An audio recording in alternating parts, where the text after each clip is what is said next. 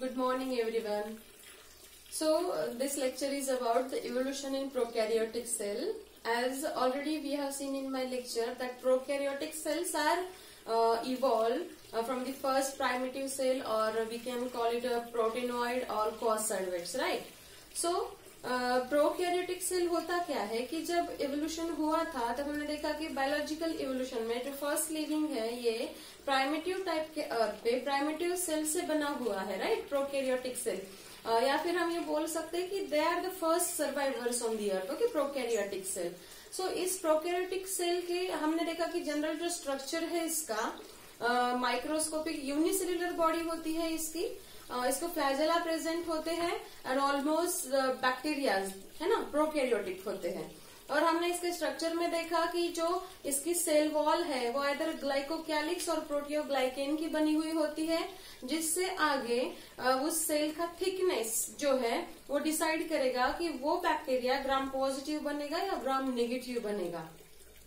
Cell membrane के अंदर, जो कि मेम्ब्रेन जो है ये ट्रांसपोर्टेशन का काम करती है, राइट? ये जो इंग्रेडिएंट है इनको ट्रांसपोर्ट करने का काम करती है, तो मेम्ब्रेन है होती है इनकी बॉडी में। और साइटोप्लाज्म जो है उसमें मोस्टली सेल्यूलर ऑर्गेनेलीज नहीं होते, ओके, क्योंकि मेम्ब्रेन बाउंड कोई भी ऑर्गेनेली प्रोकैरियोटिक सेल में नहीं होता और प्रॉपर न्यूक्लियस भी नहीं होता।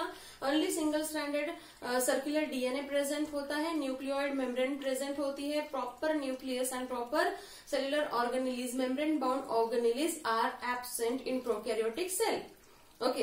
एंड रिप्रोडक्शन जो है इनका असेक्सुअल मेथड से होता है, बाइनरी फिजन से होता है, राइट? सो इसमें हम ये देखेंगे कि प्रोकैरियोटिक सेल जो है इसका इवोल्यूशन कहाँ से हुआ, ओके। सो आज हमें वही स्टार्ट करना है, evolution of prokaryotic cell. So the origin and evolution of cell अगर हम देखते हैं यहाँ पे, सो इनिशियली प्रोकैरियोटिक सेल जो है स्टार्टिंग में initially on the basis of nuclear envelope divide होता है कि अगर न्यूक्लियर एनवेलप प्रेजेंट है सो वो फंक्शनल प्रोकैरियोटिक सेल प्रेजेंट हो गई, बट अगर नहीं है तो एक प्राइमिटिव टाइप की प्रोकैरियोटिक सेल हम इसे बोल सकते हैं, ओके।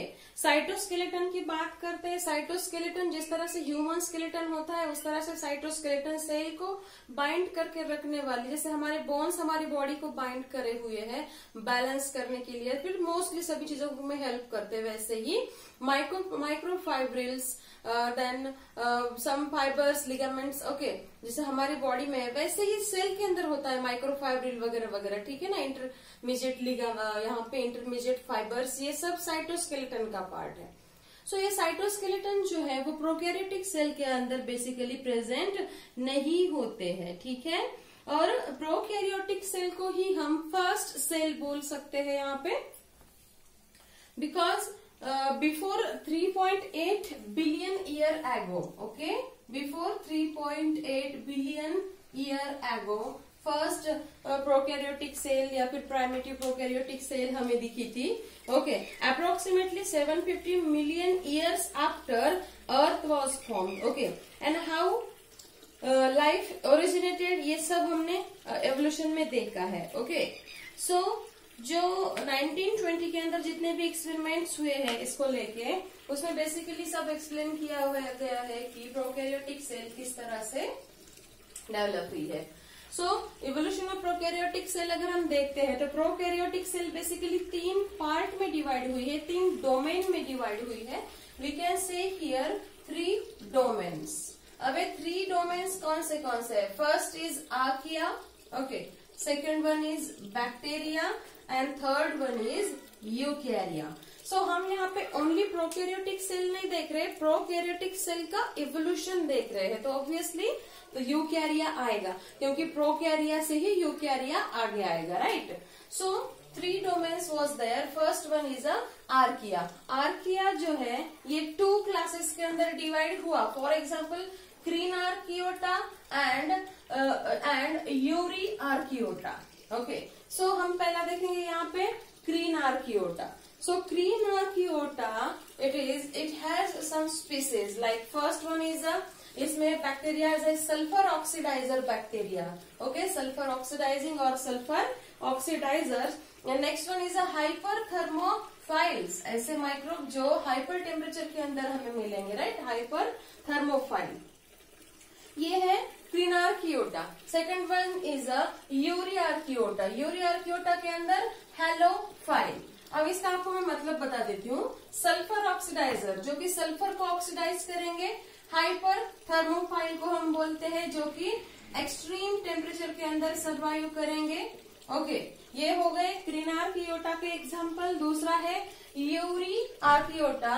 जैसे फर्स्ट एग्जाम्पल आता है हैलोफाइल्स। हैलोफाइल मतलब जो सैलिनिटी के अंदर सर्वाइव करते हैं, ऐसे माइक्रोब। एंड मिथेनोजेंस, जहां पे मीथेन है वहां पे सर्वाइव करने वाले, और मीथेन प्रोड्यूसर्स हम इसको बोल सकते हैं, मिथेनोजेंस। ओके, तो इस तरह से आर्किया के 2 क्लास इवोल्यूशन में आए हैं। दूसरा आता है डोमेन, यहाँ पे डोमेन बैक्टीरिया। बैक्टीरिया के अंदर डायरेक्टली हमने यहाँ पे क्लासेस देखे हैं। इन क्लासेस के अंदर एग्जाम्पल्स आते हैं बैक्टीरिया के। पहला आता है यहाँ पे थर्मोटोगेल्स। थर्मोटोगेल्स अगेन टेम्परेचर बैक्टीरिया, यहाँ पे एक्सट्रीम टेम्परेचर, यहाँ पे अब टेम्परेचर वेरी हो जाएगा।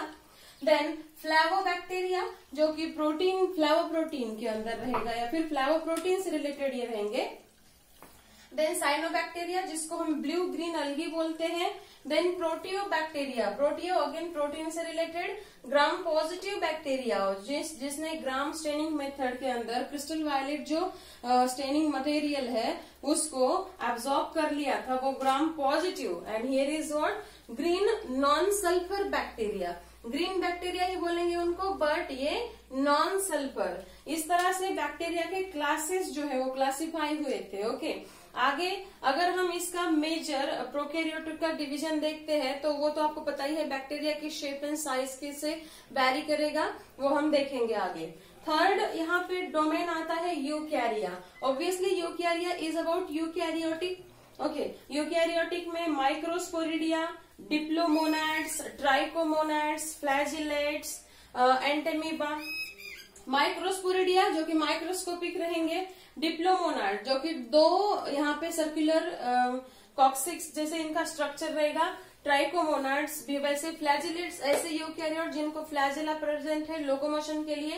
देन एंटेमीबा जो कि बेसिकली बॉडी के अंदर सर्वाइव करता है, ऐसा माइक्रोब। देन स्लाइम मोल्ड्स, ये स्लाइम मोल्ड भी हमें देखने मिलता है। Then fungi, slime mould is not a fungi. Okay, ये इन दोनों के बीच का कनेक्टिंग लिंक है। Then fungi, then plant and animals. तो यूकैरियोटा आगे हायर इवोल्यूशन पे है, because evolution is always occur in a straight line.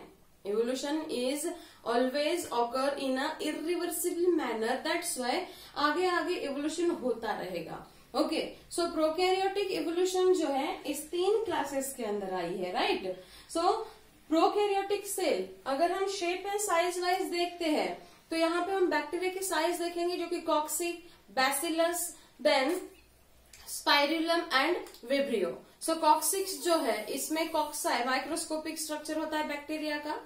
Then spirillum के अंदर, बैसिलस के अंदर रॉड शेप बैक्टीरिया होता है। स्पाइरुलम के अंदर स्पाइरल की तरह बैक्टीरिया का स्ट्रक्चर होता है, और विब्रियो मतलब के अंदर कॉमा शेप। ओके, सो विब्रियो का एग्जांपल मैंने आपको बताया था, जो कि विब्रियो कॉलरी, ठीक है ना, जो कॉलरा कॉज करता है।